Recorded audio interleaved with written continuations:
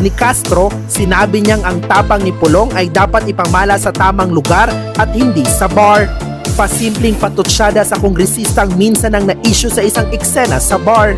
Hindi rin napigilan ng ilang mambabatas gaya ni Akbayan Representative Percy Sindanya na makisali sa bangayan. Pinuna kasi ni Pulong ang sinabi noon ni Sindanya na malapit na ang Day of Reckoning o araw ng paniningil sa mga Duterte. Nagsimula raw yan nang maaresto si dating Pangulong Rodrigo Duterte.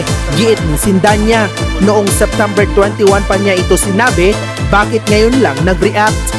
Ang nakakaloka doon, they are reacting to a statement that I made, I think that was a month ago. Mukhang ngayon lang nakaisip siguro ng sagot sa sinabi natin. Dagdag pa ni Sindanya, mas sipagan pa sana ni Pulong ang paggawa ng batas kaysa sa paglabas ng statement laban sa mga kritiko. Nagbabalita mula sa Frontline, Bril Montalvo, News 5.